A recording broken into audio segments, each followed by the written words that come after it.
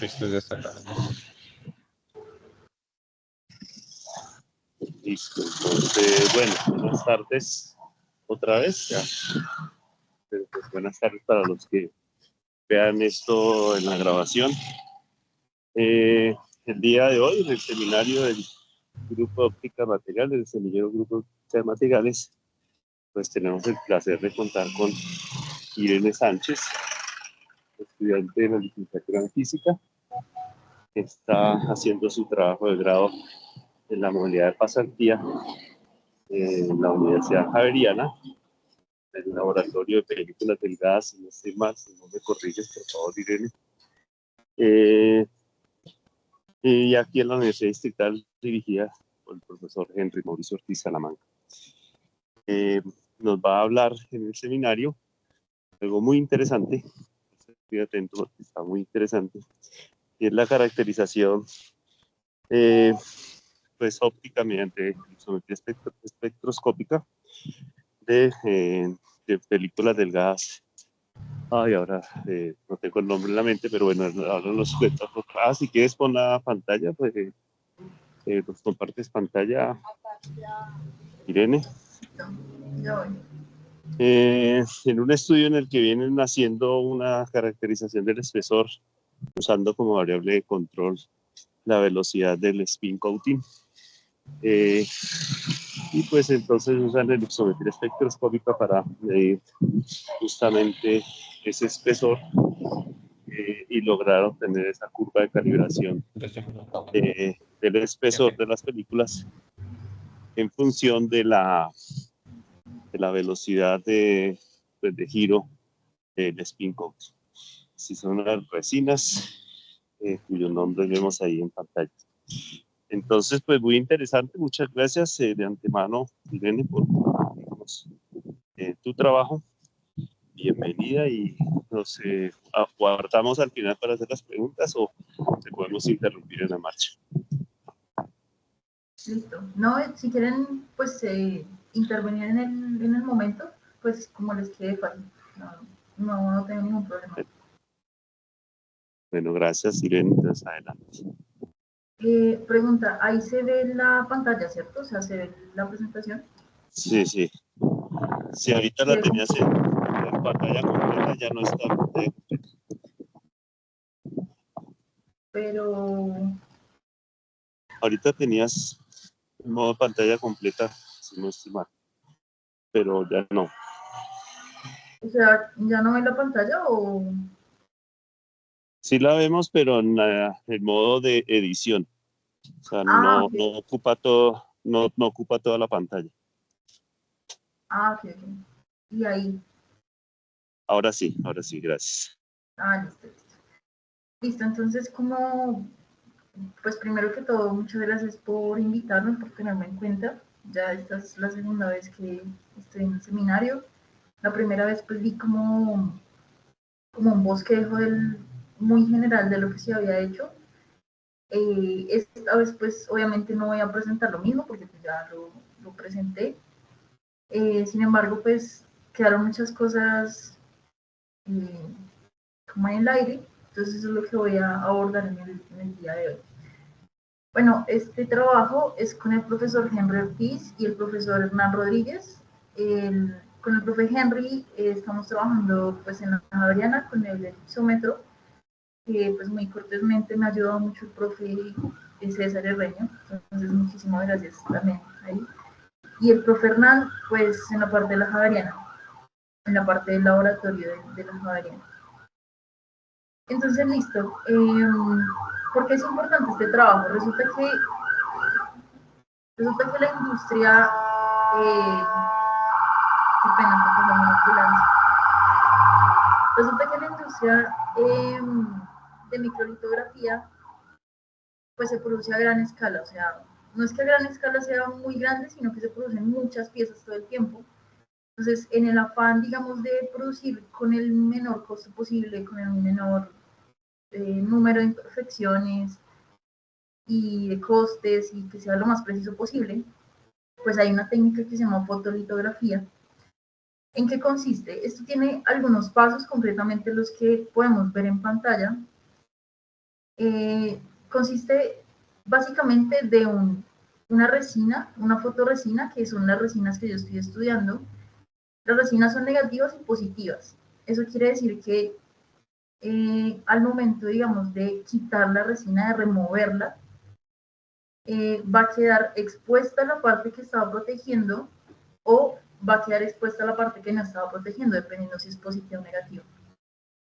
Entonces, ¿por qué es importante este paso? Porque es que aquí la resina va a interactuar con muchas cosas. O sea, la resina va a interactuar, por ejemplo, con luz ultravioleta, va a interactuar con químicos, va a interactuar con la misma capa de película delgada, que finalmente es la que va a quedar en el circuito. Es decir, el circuito no va a tener la fotorresistencia, sino que la fotorresistencia va a actuar como una especie de protector, en este caso. Entonces, lo primero es que el sustrato pues, puede ser silicio, puede ser vidrio, puede ser incluso algún otro metal. Se le pone la capa delgada. Esta capa delgada, pues hay un montón de formas de, como de poner la capa delgada, o sea, hay, no sé, por spray, por láser, por un montón de cosas. Entonces se pone la película delgada, que es el material que finalmente pues va a quedar en el circuito. Encima se pone la fotorresistencia. Esta fotorresistencia es líquida, o sea, es una resina líquida. Se pone y generalmente se hace con spin coating, o sea, que se pone y se pone a centrifugar después, o también con un spray, es una posibilidad. El tercer paso es que se pone una fotomáscara, es decir, que se pone como una máscara con un patrón geométrico, que es el que va a tener el circuito, y se le irradia radiación ultravioleta. Como vamos a ver más adelante, resulta que esta resina pues es fotosensible a longitudes de onda bajas, o sea, energías muy altas, a luz ultravioleta. Entonces pues va a reaccionar, va a cambiar sus propiedades, va a cambiar pues en este caso la resistencia que tenga por el líquido grabador. Lo siguiente, en este caso, es quitar la fotorresistencia, perdón, quitar la parte que no quedó expuesta, que quedó expuesta, si es negativo o positivo, de la película delgada inicialmente. Esta película delgada generalmente son conductores, pues obviamente necesitamos un conductor para el circuito. En lo que se llama grabado, entonces, después de eso se quita la fotorresistencia, porque pues como ya vimos la fotorresistencia solo es un protector, o sea, ese no va a quedar en el circuito final.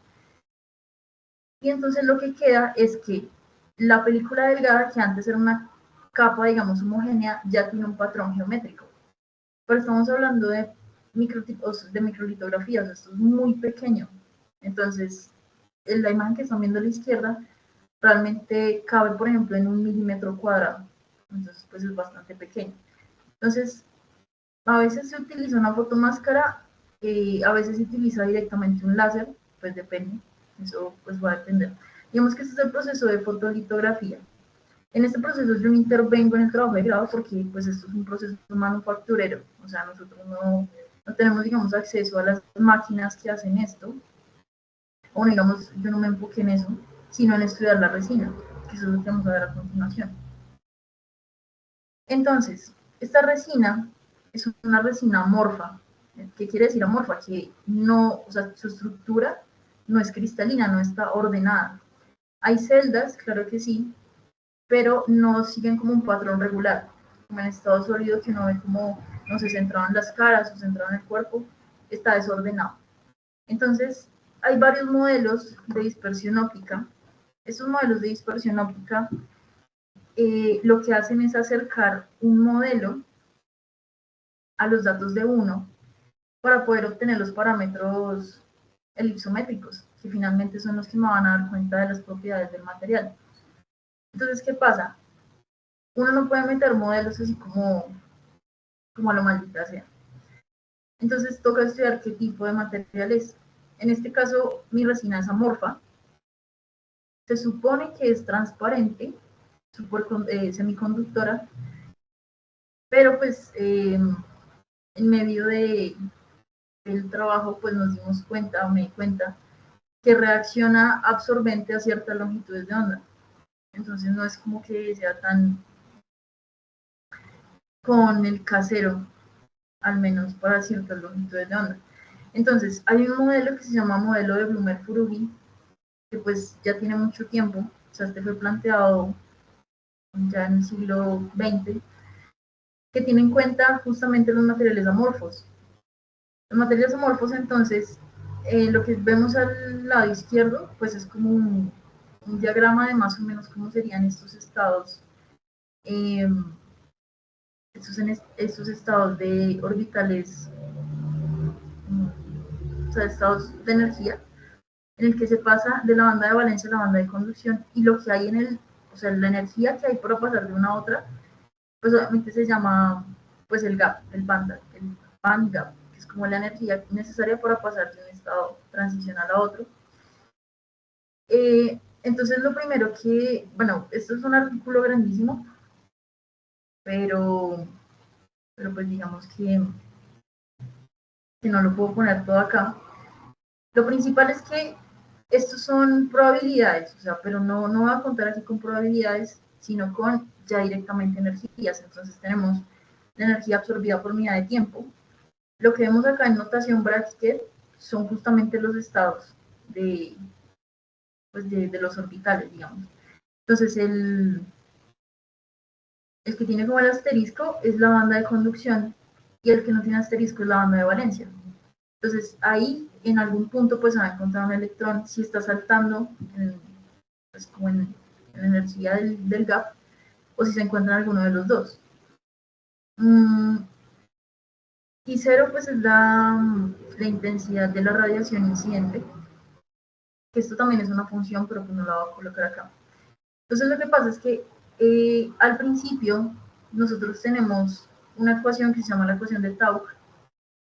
Esta ecuación de Tauch funciona bien si el tiempo de vida es infinito, es decir, si en un estado o en otro el electrón como que se queda ahí permanentemente. Pero pues como necesitamos que salte porque va a interaccionar con la luz de cierta longitud de onda, entonces vamos a decir que hay un tiempo de vida finito.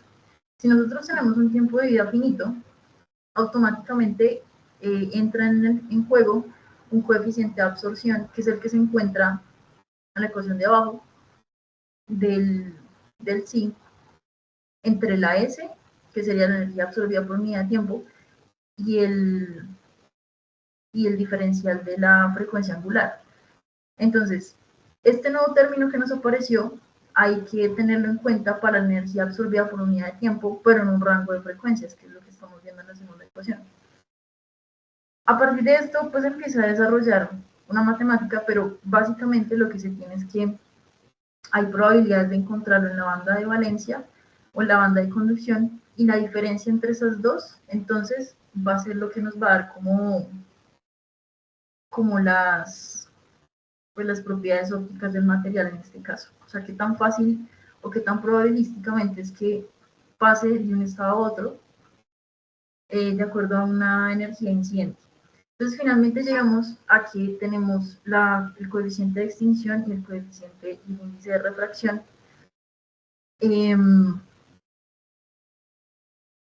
Bueno, el del coeficiente de extinción realmente pues es como evidente que surge de la energía absorbida por unidad de tiempo, y tenemos un gamma que se nos presenta ahí, que realmente es como ese tiempo de vida finito que tenemos, que es como la condición para que se vuelva absorbente, o sea, para que entre como un factor amortiguado ahí. Y el índice y el índice de refracción, entonces surge justamente, o sea, se deriva en este caso de considerar la parte real e imaginaria, obviamente, del índice de refracción complejo, y digamos que acotarlo en un rango de energías. Entonces, de ahí surge el modelo de Blomer-Furughi, que no es el que se utilizó finalmente pues al momento de utilizar la ecuación de nuevo amorfo, pero pues se basa en eso. Entonces, lo que se mide, digamos que esta es como la parte teórica, como para entender cómo se comporta el material o en qué se basa el modelo en el que tenemos. Resulta que cuando uno mide, o sea, cuando uno pone a funcionar como el ipsómetro, lo que ve o lo que está viendo directamente son intensidades. Intensidades C, intensidades S, que es lo que estamos viendo en pantalla. Entonces, así a primera vista, lo que uno puede observar es que uno, digamos, esa oscilación grande, entre más delgada sea la capa, empieza en una longitud de onda menor, es decir, necesita más energía para que empiece como esa oscilación grande. Lo siguiente que se ve, por ejemplo, son pulsos, que por ejemplo, en la medida de 500 revoluciones por minuto, lo que estamos viendo es que hay al menos 4 pulsos diferenciables antes del más grande, que empieza más o menos en 800 para la resina negativa y en 700 para la resina positiva. Eso lo vamos a ver más adelante. Y a medida entonces que disminuimos el espesor, porque pues en cuanto más revoluciones por minuto haya, pues menos, pues más delgado va a ser, va a necesitar como más energía, o sea, menos longitud de onda. Entonces, otro parámetro que nosotros, por ejemplo, tenemos es el de la reflectancia, que pues aquí hay cosas curiosas, pero pues al final yo sí quisiera como preguntar al profe Reño, porque la vez pasada me dijo como que correspondía a un, no sé, como a un LED, creo que fue que me dijo. Entonces, aquí lo que se tiene es que hay un pico, por allá como en 459 más o menos, que es, digamos, común para las dos resinas. Ahora, previamente nosotros, bueno, yo estudié el hito y tenía el mismo pico de reflectancia. Entonces, así sin saber a grosso modo por qué es, yo diría que es común para todos los materiales, pero bueno. Entonces, la reflectancia surge justamente de la potencia incidente en una superficie cerrada, que es lo que se tiene ahí. Y la reflectancia surge de la relación de esa potencia. Entonces, se tiene la intensidad por unidad de área reflejada sobre la incidente. Esa va a ser la reflectancia. Entonces, los gráficos que están viendo al lado izquierdo, que son como unos puntos, son como los puntos en donde está como la mayor reflectancia. Entonces podemos ver que, por ejemplo, en la resina positiva, que es la 1518, la longitud de onda a la que se da ese máximo es constante en 459 más o menos. En la resina negativa empieza a variar, pero se mantiene muy cerca de 459. Entonces, bueno, ese fue un resultado que obtuve, que no, pues, no voy a profundizar mucho en él, porque como ya dije, especulo que es común para todos. Lo siguiente entonces fue que estudié la parte que no es pico, es decir, más o menos de 500 a 1000, y esto fue lo que obtuvimos, o lo que se ve más o menos. Entonces lo que se ve fue que, primero, entre más delgada sea la capa, la longitud de onda de la reflectancia, suena como redundante, pero o sea, la longitud de onda de la curva de la reflectancia es mayor. O sea, hay un distanciamiento entre pico y pico mayor si es más delgada la película. Si es más gruesa, va a tener como unos máximos, o sea, le va a caber más máximos en la misma longitud de onda. Pues digamos que esto es congruente con el fenómeno de interferencia, sobre todo en películas delgadas. Esta película no es tan delgada comparada con la longitud de onda pues, del rayo incidente, porque estamos hablando de, no sé, de 500 a 1000 nanómetros, y estas capas pues tendrán de micras, que como lo vimos ya en el seminario pasado, que obtuvimos unas curvas más o menos de 2 a 5 micras más o menos, pero pues igual sí hay que considerarlo. Porque es congruente con la parte de o sea, porque si uno tiene en cuenta, o sea, que hay máximos, que es la ecuación de la izquierda, y que hay mínimos, que es la ecuación de la derecha, se da uno cuenta entonces que depende de la distancia, o sea, de la distancia que recorre el haz incidente, que es justamente la longitud de onda incidente, ese lambda i, y pues depende del índice de refracción, que es ese N2, que pues en este caso es igual para los dos, o sea, estamos teniendo que el índice de refracción no está cambiando, pero sí está cambiando la distancia que tiene que recorrer, digamos, el haz de luz. Entonces, pues es congruente con que haya más máximos cuanto más pues gruesa sea la película. Eso fue uno de los resultados. Ahora, por ejemplo, si se observa, la imagen que teníamos acá es esta misma, pero un poco más comprimida, digamos, en el eje X, justamente para que se alcance a ver como estos pulsos. En este caso, es mucho más evidente a espesores bajos, a espesores altos, perdón, que corresponde a la menor medida de 500 revoluciones por minuto, o sea, el máximo espesor que tenemos.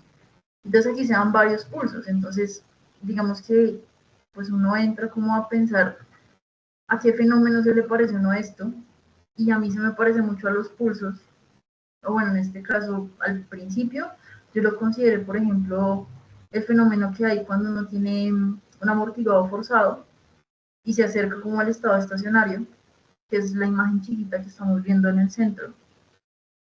Entonces, la ecuación de un amortiguado forzado es la primera que vemos, que tiene un factor gamma, que es el factor de amortiguamiento, y la amplitud de la oscilación, digamos, forzada externa, que es F0. La solución general para esta ecuación diferencial tiene una componente homogénea, que es justamente la componente que crece según pues va pasando el tiempo, en este caso tiempo. Pues tendríamos energía del fotón, pero pues en casos generales el tiempo. Y tenemos la componente particular, que es la amplitud elástica y la amplitud absorbente, que están definidas acá. Esto después voy a hacer como la comparación con el modelo de nodomorfo, pero es bastante parecido a la ecuación del nodomorfo que tenemos finalmente. Es justamente como una relación ahí de frecuencias. Pero bueno, el caso es que para un tiempo 1 sobre gamma, recuerden que nosotros aquí habíamos visto que el gamma, cuando es un tiempo de vida finito, entra ese factor de 1 sobre gamma, que es el que tenemos justamente ahí en el coeficiente de extinción. Es bastante similar, es bastante es análogo acá, porque pues cuando pasa un tiempo mucho mayor a ese factor de gamma, el aporte de la parte homogénea ya no, digamos, ya no pesa tanto y solamente queda la parte amortiguada, que sería la parte elástica absorbente, cuando ya ha pasado un tiempo, digamos. Entonces acá tenemos dos casos. Cuando la frecuencia externa es lejana a la frecuencia natural, predomina la contribución elástica. Pero cuando la frecuencia natural está muy cercana a la frecuencia externa, entonces empieza a dominar, digamos, la absorbente, que es justamente la gráfica que tenemos abajo, que es como llegando al estado estacionario. Y la ecuación en la que me quiero centrar, o sea, estas ecuaciones están en mi documento, pues no las puedo poner todas.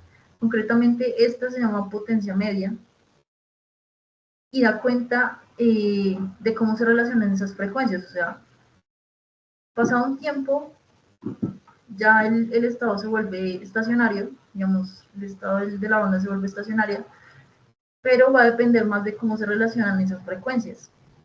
Entonces, como lo podemos ver acá, si es cercano a la frecuencia natural, va a pasar una cosa, si es lejano a la frecuencia natural, pues va a pasar otra. En este caso, cuando se acerca la frecuencia externa a la frecuencia natural, se da el fenómeno de resonancia, que es justamente el fenómeno al que me quería acercar con la gráfica de la izquierda, de la más grande. Porque bueno, digamos, después un estudiante se da cuenta, o bueno, revisando otra vez bien rigurosamente, se da cuenta que se da un caso de pulsos también cuando introduce como la constante de Planck más o menos a esto. Entonces ahí entra el principio de incertidumbre y va a aparecer lo que son estos pulsos, que son los pulsos de vida finita. Bueno, entonces digamos, No sé si puedo presentar, porque aquí no me cabía todo.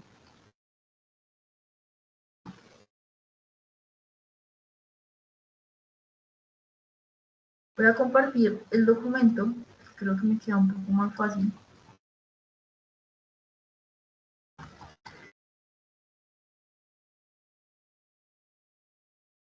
Así pues está todo el documento. Bueno, entonces, ustedes se acuerdan que teníamos estas gráficas, ¿cierto?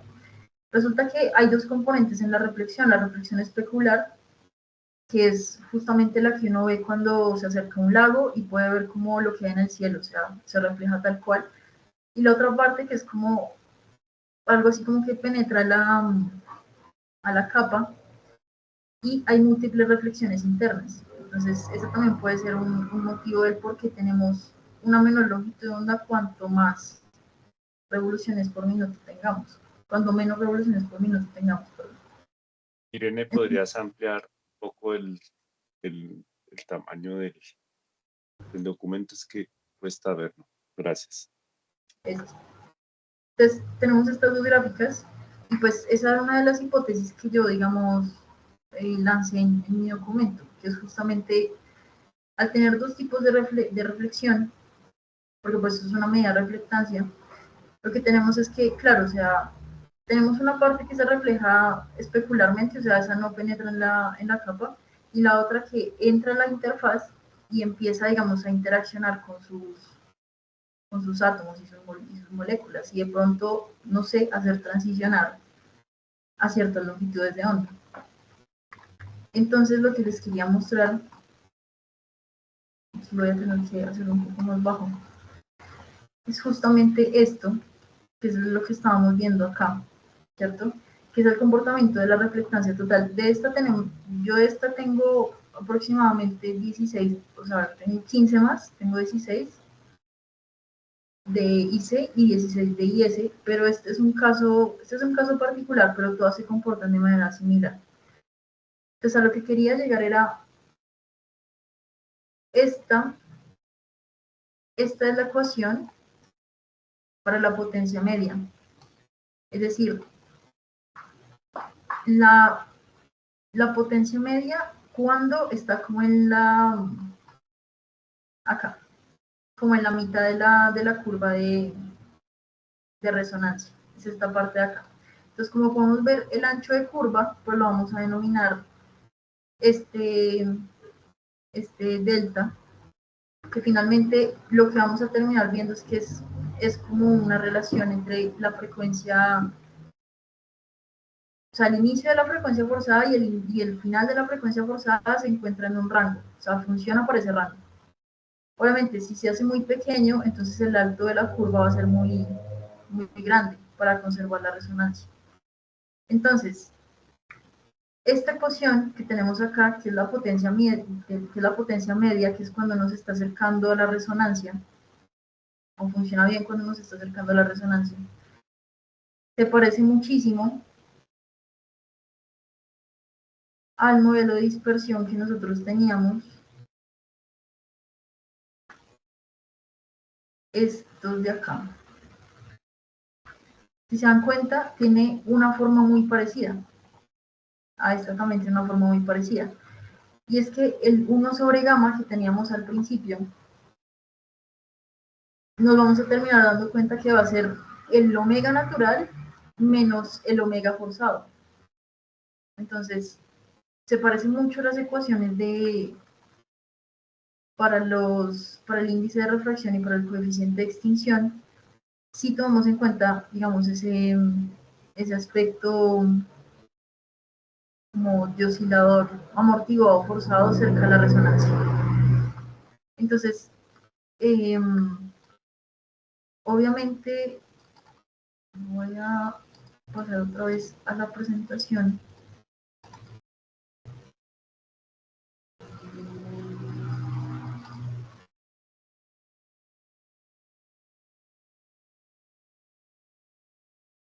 Entonces, obviamente, nosotros acá teníamos unos resultados, que son los que habíamos visto después. ver una disminución del grosor en tanto aumentamos las revoluciones por minuto. Pero pues digamos, estos resultados son como los que, ¿cómo decirlo? Los que se pueden automatizar después de hacer el modelo que estábamos viendo. Es decir, sin el modelo del nuevo amorfo que estábamos viendo, esto no se puede hacer, porque es que realmente, por ejemplo, cuando uno le dan los materiales, le dicen, esto es transparente, o sea, el K es 0, y pues tendrá, digamos, unos parámetros de Cauchy, que es cuando uno hace las curvas, eh, ya se las muestro, para determinar cómo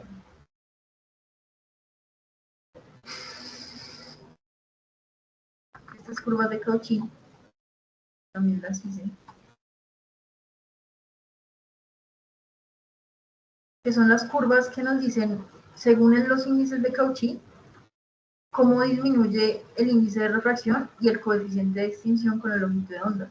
Que es justamente lo que le dicen a uno cuando le venden el material, que es como,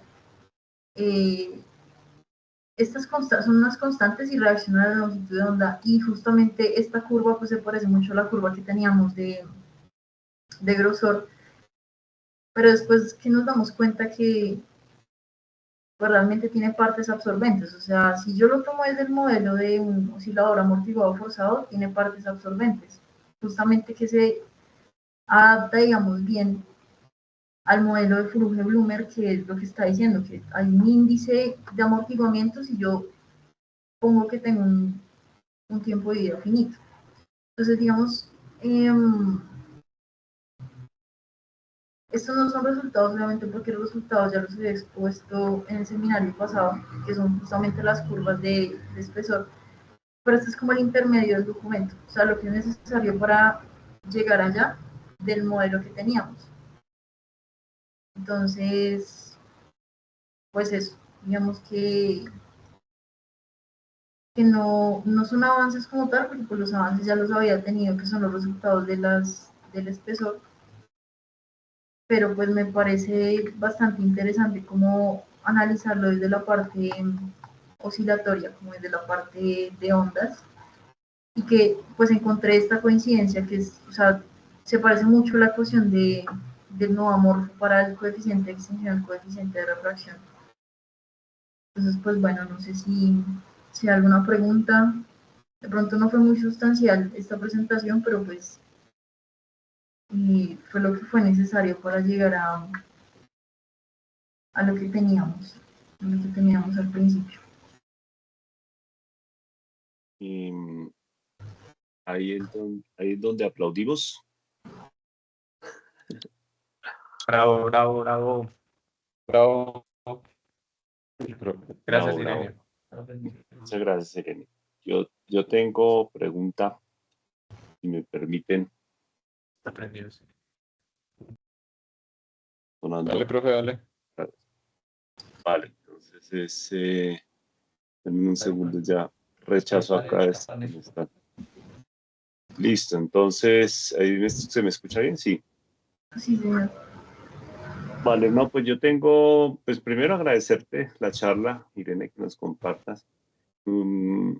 Tengo varias preguntas, pero yo creo que esas me las reservo para que hagamos una discusión porque pues bastante larga. Yo creo que tendríamos harto que discutir allí. Pero quisiera tratar de hacer una síntesis de lo que nos estás mostrando. A ver, para que me digas si entendí bien. Entonces, bueno, ustedes están haciendo procesos de litografía, que pues es para hacer grabados, caminos, patrones, para circuitos integrados o para diferentes aplicaciones. Y en eso están usando la técnica de fotolitografía. Para esa técnica de fotolitografía usan una resina que reacciona a la luz ultravioleta, mediante la cual pues pueden entonces con procesos químicos hacer con el uso de esas máscaras propias del proceso de litografía, el estampado, digámoslo así, el estampado de un patrón, de una figura, de un camino, de lo que sea, sobre una lámina algún material. Entonces, el objetivo que ustedes persiguen, uniendo con lo que nos mostraste la vez pasada, pero que yo extrañé, pensé que nos mostraras otra vez, que es chévere, es que puedan controlar el espesor de esa película, de esa resina, el espesor de la resina, que ustedes allí lo controlan mediante la técnica de spin coating. O sea, ponen una gota de la resina o echan un spray de resina sobre la lámina en la que van a hacer el grabado, hacen spin coating, o sea, ponen eso a girar. Y como tú explicabas, en cuanto mayor sea la frecuencia y también el tiempo de giro, pues entonces van a tener una película más delgada o menos delgada. Y la técnica de la isometría espectroscópica la están usando para determinar el espesor de cada una de esas películas que son obtenidas de esas películas de resina, que son obtenidas con diferentes valores de frecuencia y diferentes valores de tiempo, o no sé si el tiempo siempre es el mismo, el tiempo de spin coating. Bien, entonces, para hacer eso, pues en la técnica de la isometría espectroscópica, uno necesita, si ya conoce las propiedades ópticas de la resina, pues implementarlas dentro de un modelo óptico sencillo, y el único parámetro que habría que ajustar es el espesor de la resina. Cuando me refiero al modelo óptico, pues es esa representación que hacemos en la que tenemos un sustrato, tú conoces las propiedades ópticas del sustrato, viene la película delgada de la resina y entonces también tiene las propiedades ópticas de la resina, si las tienes, si no las tienes hay que conseguirlas, y de esa resina habrían pues los parámetros que habría que ajustar, que conseguir, que medir, pues sería el N y K de esa resina y el espesor de esa resina, ¿sí? Pero N y K de esa resina pues son parámetros, son las constantes ópticas que a su vez dependen de unas constantes, unos parámetros que provienen, se derivan del modelo de dispersión que estés usando. Entonces, entiendo que para esa resina, según lo que te entiendo, es que en la literatura no existe un reporte de las constantes ópticas de esa resina y que entonces ustedes prefieren medir por su propia cuenta esas, el N y el K, espectral, por supuesto, ¿sí? O que sospechan que esas propiedades ópticas pueden también cambiar con el espesor de la resina. Entonces, por eso prefieren ajustar N y K para cada espesor de la resina. Esa es una primera pregunta que pongo ahí para ver si estoy entendiendo. Bueno, entonces yo supondría que no están, o sea, que no conocen las constantes ópticas y que por eso usan un modelo de dispersión. El modelo de dispersión que están usando, es decir, el modelo que te dice cómo cambia el índice de refracción y el coeficiente de absorción con la longitud de onda, es el de, no retuve el nombre, ¿no? ¿Cómo es el nombre de ese modelo de dispersión? No amorfo, para los amorfos. Pero tiene un nombre particular, el modelo de dispersión. Blummer-Furudi, es como el que se basa. Entonces dices que ese es para materiales amorfos. Sin embargo, o sea, digamos que el interés central sería ya el N y el K de esa resina usando ese modelo de dispersión de Blummer. ¿Listo? Y en eso, la siguiente pregunta que yo tendría es, ¿por qué no para los amorfos? ¿Por qué no sirve un TAUC? ¿Por qué no sirve o por qué no serviría un modelo tipo Lorentz o Drude-Lorentz? O sea, a esos modelos que son los clásicos, ¿qué les falta? Es decir, en qué se limitan frente al de Blummer? O sea, ¿cuál es la ventaja del de Blummer sobre los otros? Lo digo por lo siguiente, porque en la discusión que luego tú planteas, veo que tienes interés por como por analizar, entender muy bien el modelo, que me parece muy bien, eso está muy bien, ¿sí? Es decir, desde el punto de vista microscópico, y entonces entender cómo son esas transiciones interbanda, de la banda valenciana de conducción, y entonces cómo son absorciones, y luego te preocupas por tratar de comprender cómo esas múltiples reflexiones que observas en el espectro de reflectancia, cómo cambian con la longitud de onda, que al final son eso, ¿no? Son múltiples reflexiones. No es una onda, sino más bien una interferencia, porque lo que tienes ahí es un patrón de interferencia. Pero bueno, volviendo a la pregunta central, es este modelo de Bloomer, ¿qué tiene? O sea, ¿qué información de más me da para que no pueda obtener con el de el Tau Lorentz o el Drude Lorentz? ¿Sí?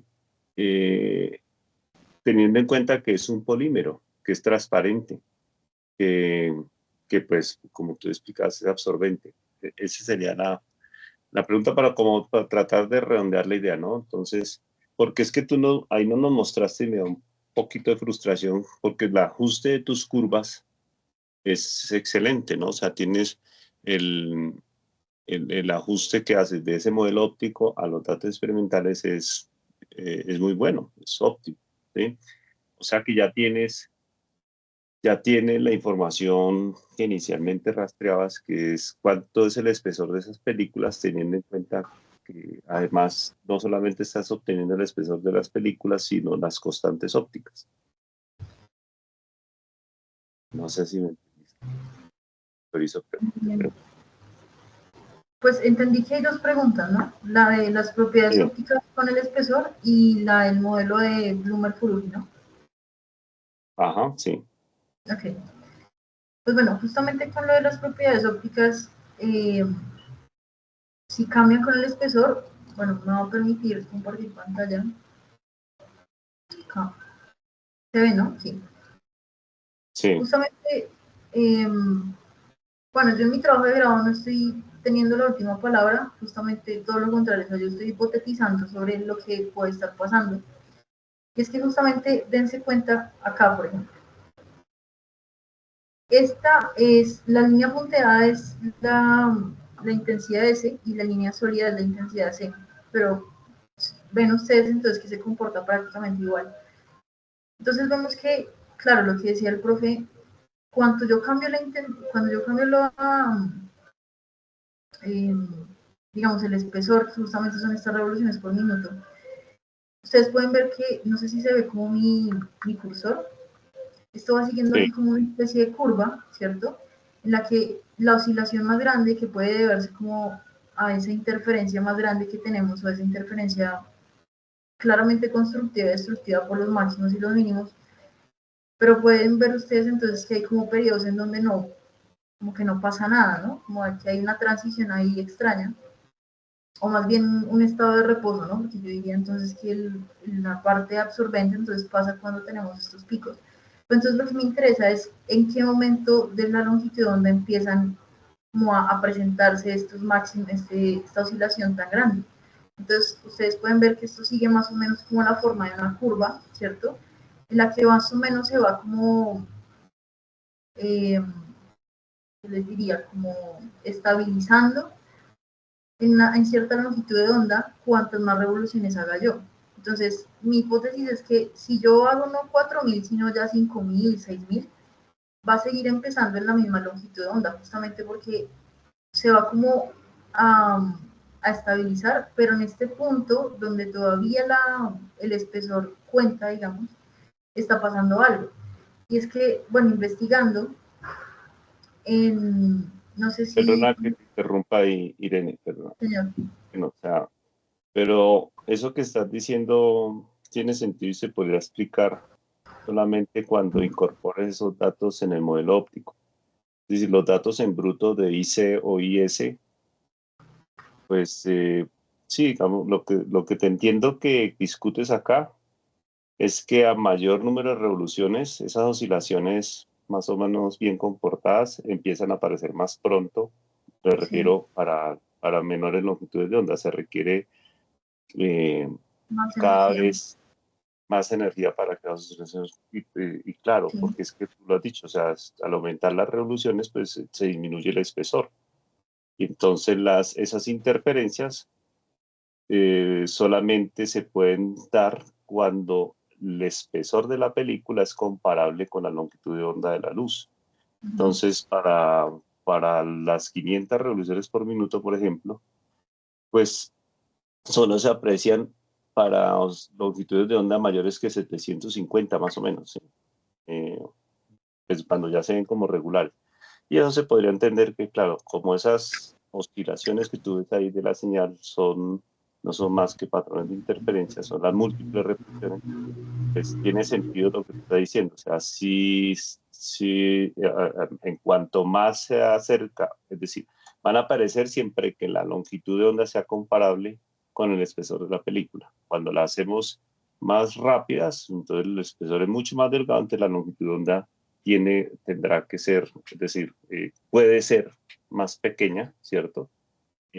Mientras que cuando es muy lento, pues solamente las longitudes de ondas grandes pueden mostrar esos patrones de interferencia.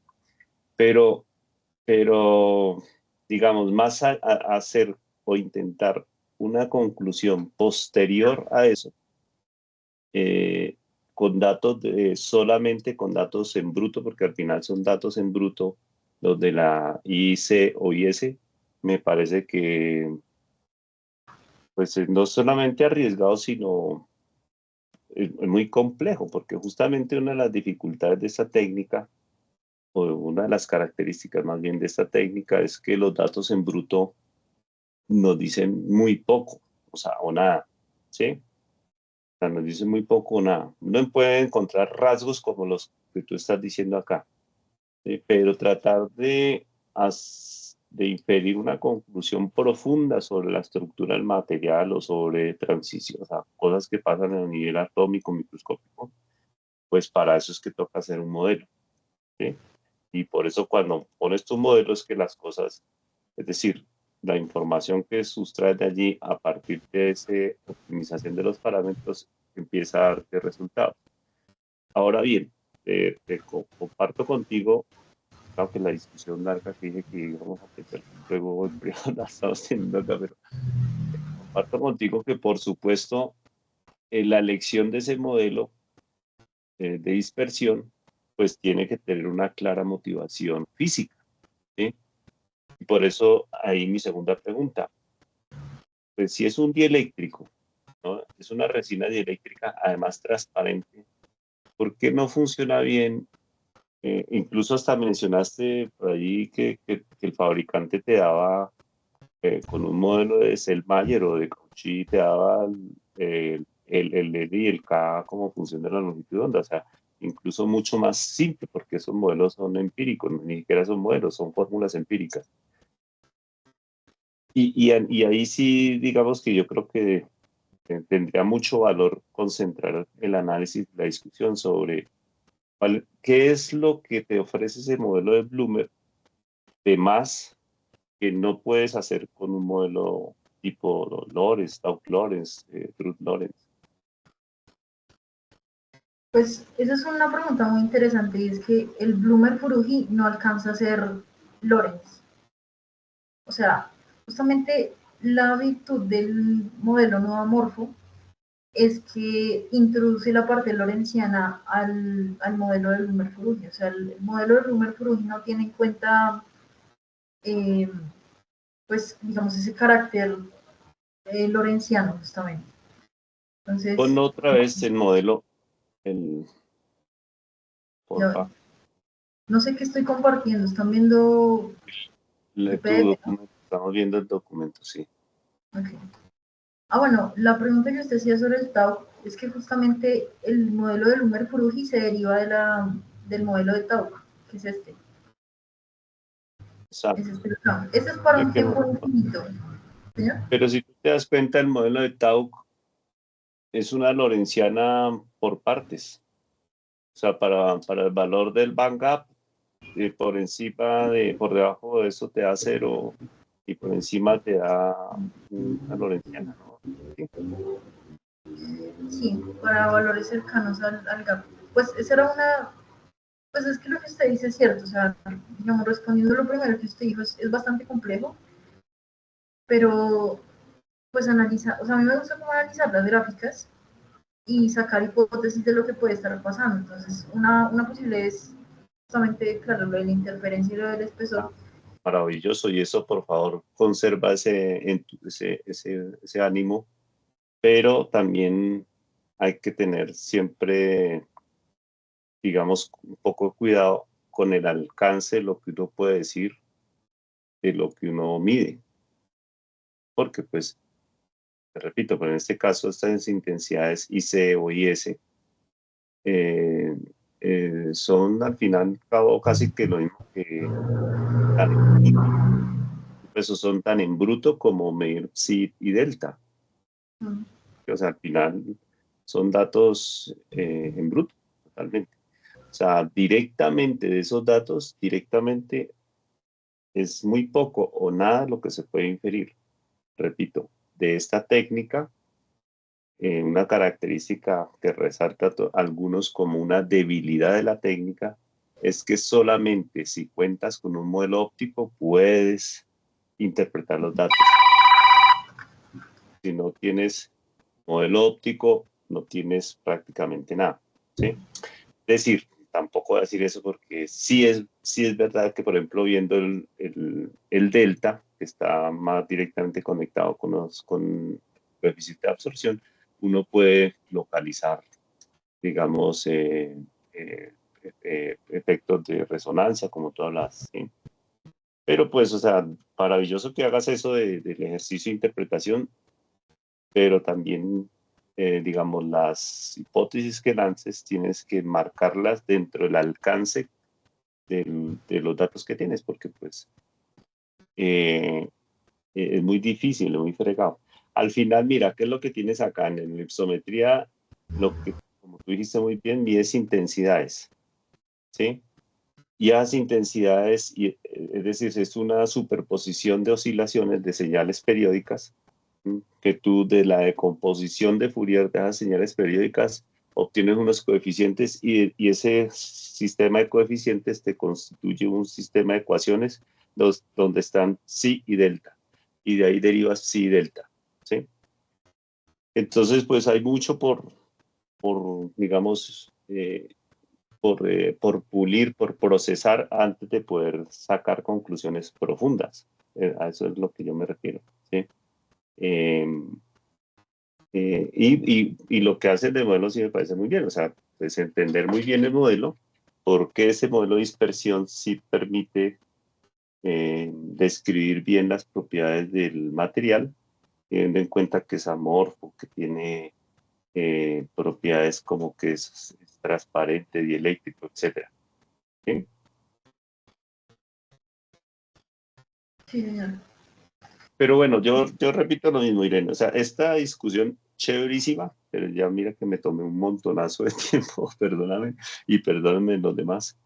Yo te diría que la sostengamos, que nos reunamos y hagamos la discusión, eh, porque ahí nos va a tomar un montón de tiempo.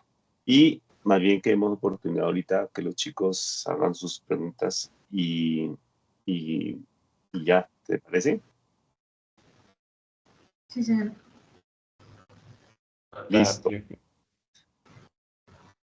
Listo, Irene, ahí me escuchas. Gracias por tu presentación. Yo tenía unas dudas ahí muy puntuales. Una es una resina positiva y negativa. Esa es una de las preguntas. La otra es, tú hablabas que a mayor espesor, tú obtenías una reflectancia mayor. ¿Esa reflectancia se refiere a la que tú dijiste que era ocular o la otra que se quedaba como infinitamente ahí, como en la superficie? No sé. Y ya, esas dos. No me los anoto porque se me olvidan.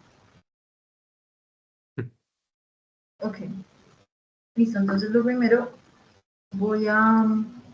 Me di cuenta mientras el profe hablaba que no estaba compartiendo lo que quería, sino otra. pestaña por ahí, qué rabia. Y voy a compartir toda la pantalla para evitarme eso. Esos problemas. Listo. Entonces, esto era lo que quería compartir, pero me di cuenta que estaba compartiendo otra cosa, qué rabia. Lo de la resina positiva y negativa. Tengo que volver. O sea, lo de la resina, que sean resistencias positivas y negativas, no influyen tanto como en el tipo de polaridad. O bueno, no sé. Porque digamos, cuando yo la pongo a interaccionar con la luz ultravioleta, lo que sucede es que una se va a deteriorar y la otra se va a fortalecer. Entonces, ahí está la diferencia entre lo positivo y lo negativo. No sé, y esa es una muy buena pregunta, la voy a tener en cuenta para investigarla, si el nombre positivo y negativo tenga algo que ver con eso, justamente la polaridad, porque estos son semiconductores, o sea, estas resinas son semiconductoras también. De hecho, a veces se utilizan es como el patrón, o sea, no se necesita como una película delgada, sino que directamente se utiliza como el camino, digamos, conductor. Entonces, justamente a eso hace referencia lo de positivo y negativo. Como puedes ver, que creo que ya se está viendo, ¿no?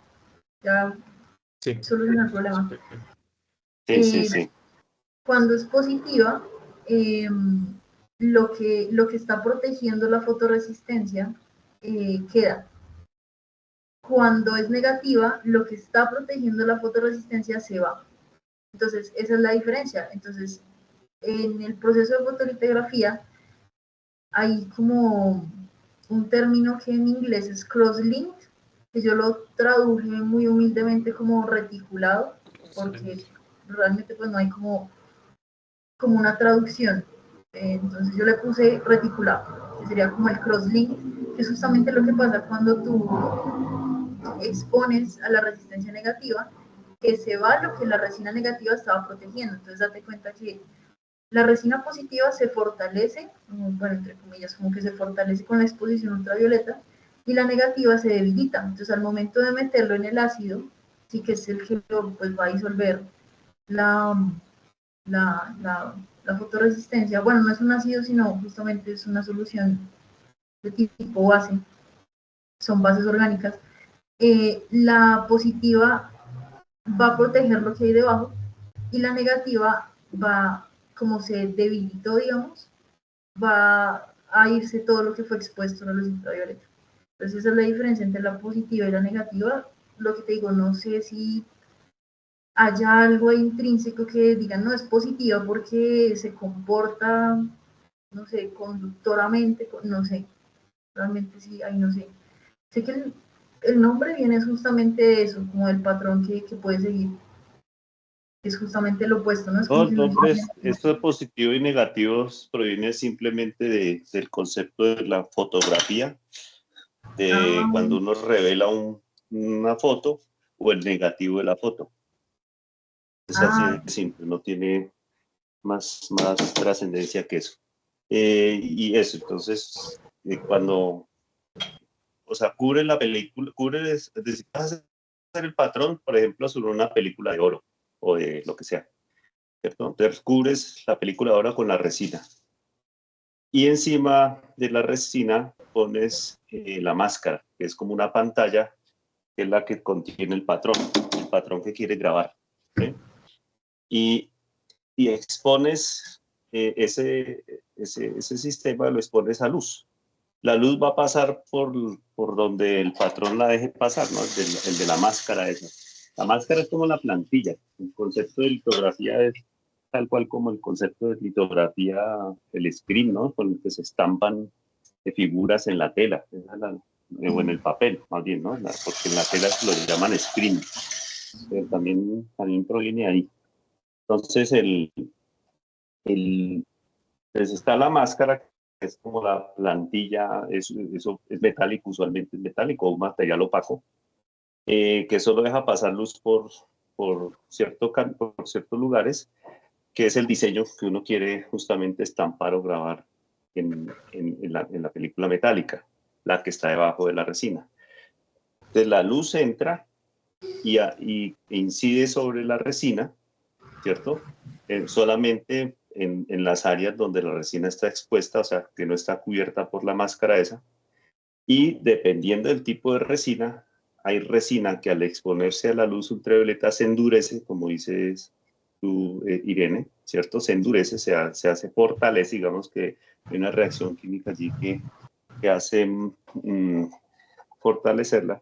O al contrario, ¿no? O al contrario, la que no se expone, esa, creo, ahí yo siempre me confundo con cuál es la negativa y cuál es la positiva. O al contrario, que la que no se expone es la que se fortalece y la que se expone se degrada. ¿Sí? Entonces ya quitas la máscara y ahora haces un baño ahí químico también con un revelador, creo que se llama, ¿no? No, ese es el, sí, creo que es el revelador. Y el revelador se come la resina que no se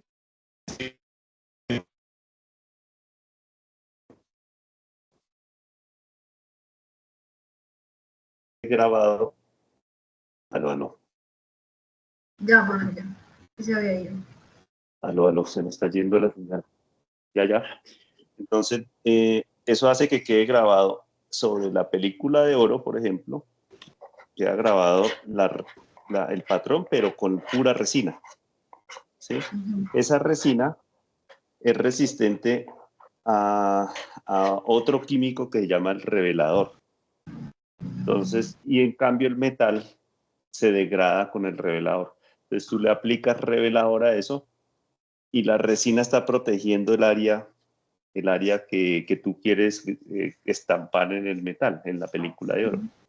Y el revelador se traga, se come, degrada lo que no está cubierto por la resina y así es que logra uno hacer esos grabados en el metal.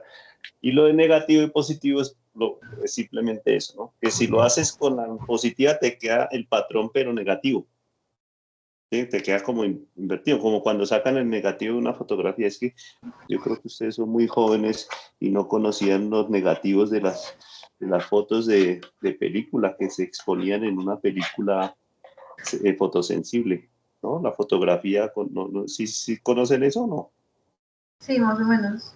Los rollos estos de las cámaras. Eso, el rollo, eso, ¿sí? Entonces, cuando uno, en mi época, estoy hablando como viejito, en mi época, Muy viejito. uno llevaba ese rollo fotográfico, el Kodak, lo llevaba uno al laboratorio y allá llegaban y le imprimían sus fotos. Y aparte le entregaban a uno en un plástico la cinta del rollo fotográfico en la que estaba revelado, se había revelado la foto, pero se ve ese negativo. Entonces uno ve, tan chévere, mire, se ve la foto, pero todos los colores invertidos, o sea, todo al revés, ¿no? Lo oscuro se ve negro, lo oscuro se ve blanco, lo blanco se ve oscuro.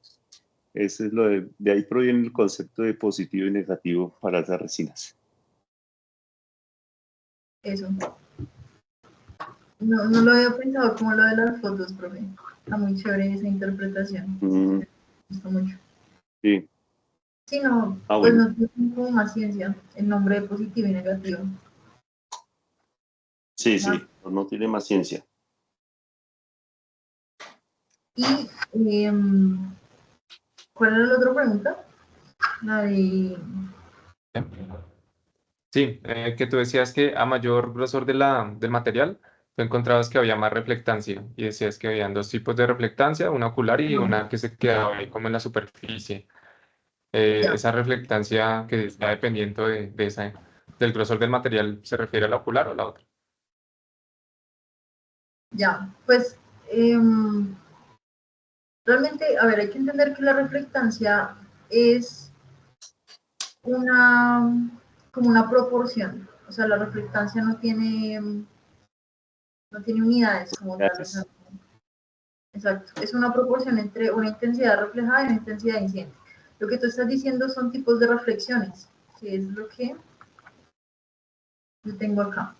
Entonces, mira, hay dos tipos, o bueno, yo encontré dos tipos de reflexiones, que pues es bastante intuitivo, ¿no? El primero es la reflexión especular, que es el que yo te decía que entra bueno, no entra, sino que simplemente como en la capa superficial del material, entonces a un proceso de reflexión y prácticamente lo que se ve arriba se ve abajo, que esa es la reflectancia especular, que está asociada en términos del índice de refracción con la reflectividad especular, que esta es como la reflexión normal, digamos, la que uno ve como en un lago, que puede ver como un espejito, y aquí entonces uno introduce el índice de absorción particular de cada material. Este índice de absorción es diferente del coeficiente de absorción, porque este índice de absorción está relacionado con la reflectividad. Ustedes saben que hay como tres, no sé, tres entes, que es la transmitividad, la reflectancia, bueno, la transmitancia, la reflectancia y la absorbancia. Entonces, si uno suma esas tres, se supone que le debería dar la intensidad total, ¿no? O sea, que no se va a destruir ni se va a crear energía en el proceso. Entonces, ese índice de absorción está relacionado con la reflectancia, porque si yo tengo que no se va a transmitir, eh, digamos, energía, o sea, que yo no tengo una película, sino que tengo un lago, entonces pues no hay realmente para dónde transmitirlo. Entonces, toda la energía se va a quedar entre la reflexión y la absorción que se ve dentro. Y la otra es pues, la que se ve por dentro, digamos, que es este segundo componente. Este artículo a mí me pareció muy bacano. Habla sobre la reflexión difusa, que pues no es el caso porque este no es un material difuso, pero pues, me pareció muy interesante tener dos tipos de reflexión, y es justamente la que es cuando se mete, digamos, en la superficie y empieza a interaccionar con las partículas individuales. Hay un artículo que se llama, en inglés es como scattering de small particles, o una vaina así como dispersión en pequeñas partículas, que es muy interesante y tiene mucho que ver con esta parte que es cuando ya entra al material como tal. Y entonces se da la ley de Lambert, que es la ley que a uno le dice cuánta distancia recorre. Esto me parece un tema súper interesante. ¿Cuánta distancia recorre el rayo de luz hasta que pase de una intensidad I0, que es la intensidad pues, inicial, la incidente, hasta una intensidad I cualquiera, ¿no? Entonces, esa es la ley que le da cuenta a uno de puede ser transmitancia si está saliendo, o de la absorbancia si se queda como en el medio y en algún momento se va a absorber. No sé si, bueno, lo del espesor. No sé si estabas hablando de este pico de reflectancia. De hecho, es una pregunta que le tengo al profe Reño, porque algo mencionó de inglés cuando estábamos en la oficina. ¿O te referías a estas de acá?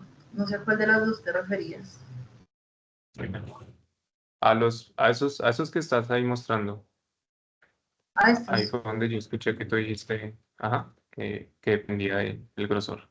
Sí, pues es por el fenómeno de interferencia. Entonces, por ejemplo, en la primera, la voy a acercar, lo que está en rojo es lo de menor espesor. Entonces, si te das cuenta, la longitud de onda para un espesor muy pequeño es muy grande. Y es justamente porque haz de cuenta que hay como reflexiones internas. En el modelo ondulatorio uno va a tener interferencias entre ellas. Entonces, pues dependiendo si es un máximo o un mínimo, pues se van a encontrar puntos en donde se van a sumar, y esos son justamente los máximos que vemos acá. Para espesores muy grandes, pues vamos a tener mucha interferencia, justamente porque vamos a tener como más material con el que pues pueden haber reflexiones internas y el proceso de interferencia. O sea, es como si a más grosor, a más espesor, se tuviera la capacidad de mayor interferencia, que pues es justamente lo que se muestra en esta ecuación de acá. Esto es para el máximo. Entonces, aquí lo que dice es que pues el espesor o la distancia realmente que recorre está directamente relacionada con los máximos que vemos acá.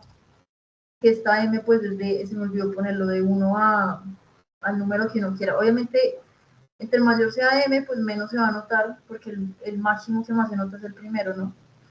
Pero sí, básicamente esta ecuación lo que dice es, a mayor espesor,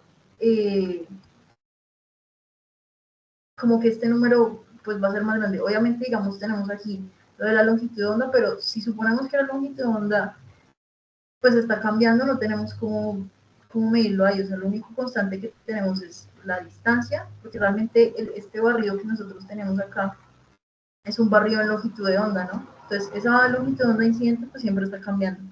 El índice de refracción, asumiendo que se mantiene constante, que ya sabemos o sea, si es una dispersión anómala o una dispersión normal, pues va a cambiar el índice de refracción. Eso se me olvidó mencionarlo también. Me quedaron muchas cosas por fuera, perdón. Pero sí, es básicamente eso. O sea, si tú tienes más material, hay más posibilidad de tener máximos y mínimos. Básicamente. Por el fenómeno de interferencia. Perdona, Irene, por ejemplo, para 500 revoluciones por minuto, ¿qué espesor te da la resina? Okay, ese espesor me da. Ese espesor me da. Lo tengo acá. ¿Para la positiva o para la negativa? Cualquiera. Pues ambas, mejor dicho, dame ambas. Esta es la positiva, ok. Vamos a ver. Para la positiva, esta es la positiva, 500 revoluciones me da aproximadamente 6 micrómetros, más o menos. Claro. Un poquito menos de 6. Lo cual es Entonces, un sí, montón. fíjate que, claro, es gruesísimo. Entonces, piensa cuál es el camino óptico dentro de la resina de la luz. Y eso, ¿no? Y para el de 4000 y pico, entonces te da por ahí que... Bueno, yo corregí ya, pues, esta es la presentación anterior. Entonces esta pues obviamente no la he tocado, pero ya corregí estos valores que estaban raritos. Ya le ajusté, son valores nominales que metí mal en la máquina cuando tomé los valores al principio, pero ya los corregí, me toca actualizarlos. Pero sí, esta curva tiene que ir estabilizándose en algún momento. O sea, alrededor de los 3,2 más o menos, ya debería ir empezando a aplanarse, a estabilizarse. Que es justamente lo Eso que... quiere decir que ya no cambia el espesor por más que aumente ya no Exacto. disminuye más el espesor por más que aumente la velocidad. Exacto. Por eso, profe, pues, o sea, yo entiendo lo que usted dice de lanzar como juicios apresurados, pero es que se me parece mucho justamente a esta curva, no sé si la están viendo, porque hay como, se están viendo pues la gráfica de las intensidades, ¿no? Sí. ¿Qué es lo que te digo? O sea, esta gráfica va a tender a estabilizarse en algún punto en una longitud de onda y se parece mucho a la estabilización que sufre pues, el espesor de las capas, que va a tender a estabilizarse en algún punto. Entonces, no sé si tenga que ver, ¿no? Porque ustedes ven que entre más delgada más se estabiliza y es justamente lo que pasa con el grosor, con el espesor. Pues Pero yo aquí sé cuando dices que se estabiliza, ¿es que se estabiliza qué? que se estabiliza en la longitud de onda en la que empieza como a ver esa oscilación más grande, como esa parte absorbente grande. Yo sé que es apresurado y yo sé que es arriesgado, pero me parece muy interesante. No, pero pues fíjate, sí, es decir, justamente esa comparación que estamos haciendo entre el camino óptico que define el espesor, dado las mediciones que me está dando de una micra, ¿de cuántas micras? Bueno, comparado con la longitud de onda. Y mira, y tú ahorita estás viendo allí justamente el patrón de interferencia, cómo depende con los órdenes de reflexión. ¿Sí? Entonces, si no son comparables, es decir, si la longitud de onda es mucho más pequeñita que el camino óptico, pues no vas a notar esas franjas de interferencia, solamente cuando son comparables. Claro. Entonces, es consistente con el resultado que estás viendo en esa señal de IC e IS. Sí, es interesante. Lo voy a anotar. Sí. No sea que el jurado de tu tesis te pregunte eso. Sí, no, realmente aquí, o sea, las preguntas que me pueden hacer son muchísimas. muy, muy amplias, están en un espectro muy grande.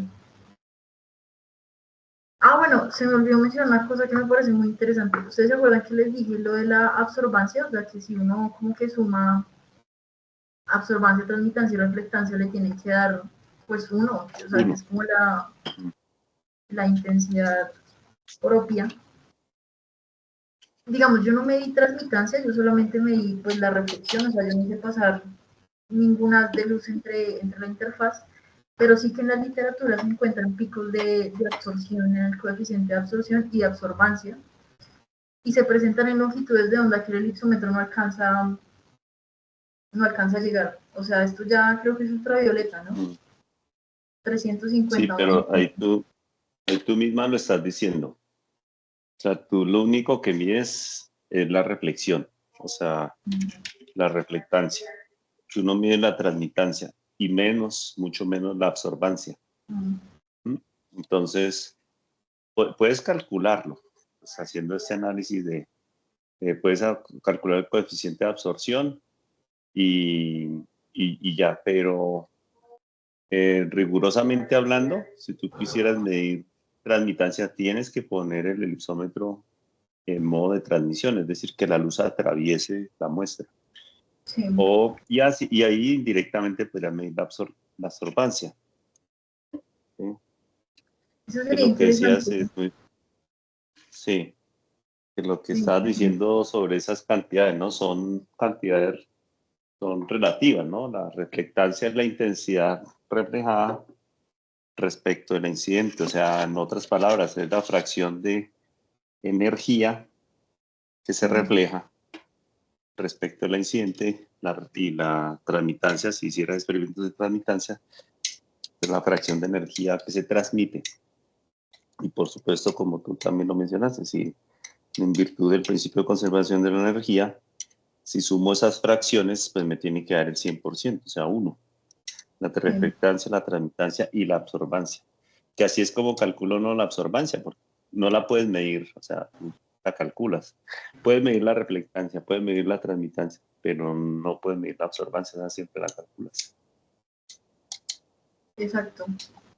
Entonces, estas gráficas que vemos acá, como lo hizo el profe, pues son extraídas de la literatura, porque no la puedo medir. Entonces, lo que hice fue como sacarle la ficha técnica.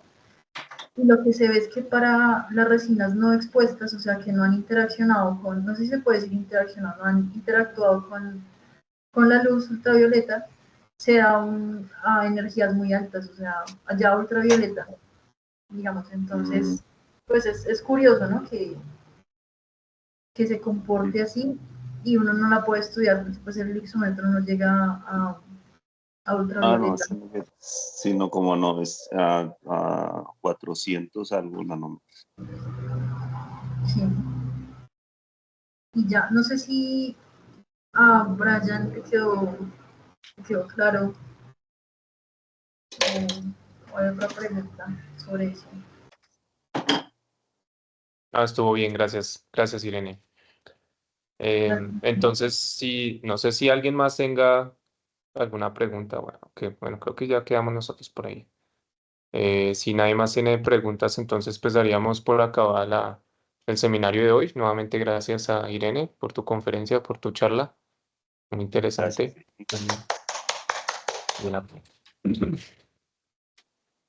El aplauso es respetable. Profe, yo le quería preguntar antes de que se me vaya. Señora. Estos picos en la reflectancia, estos son, usted mencionó un LED, cuando estamos en la oficina.